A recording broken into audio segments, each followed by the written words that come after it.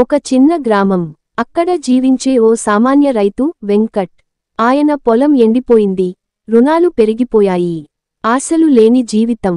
ఒక రోజు పొలం దున్నుతుంటే ఒక పచ్చని పాలపిట్ట వచ్చి అడ్డంగా నిలుస్తుంది. వెంకట్ దాన్ని గాయపరచకుండా ఆపుతాడు. పిట్ట మాట్లాడుతుంది. నీ మంచితనం వల్ల నేను నీకు ఒక వరం ఇస్తాను. కాని అది నీ స్వార్థానికి కాదు, ఊరి మేలు కోసం వినియోగించాలి. పిట్ట ఇచ్చిన గింజను పొలంలో నాటుతాడు. రాత్రికి ఒక మొక్క వేగంగా పెరిగి పళ్ళు తీయగానే అందులో బంగారం వస్తుంది.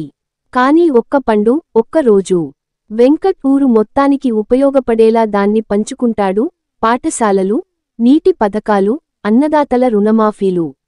ఊరు అభివృద్ధి చెందుతుంది. మరుసటి సంవత్సరం మొక్క మాయమవుతుంది. ఎందుకంటే వెంకట్ తన స్వార్థం కోసం దాన్ని వినియోగించలేదు, దయా ధర్మాల కోసమే చేశాడు. ఆకాశంలో పాలపిట్ట తిరిగి కనిపిస్తుంది. పిట్ట మాటలు: నీ నిష్కల్మషత్వమే నిజమైన మాయ. ప్లీజ్ సబ్స్క్రైబ్ అండ్ లైక్ చేయడం మరిచిపోకండి.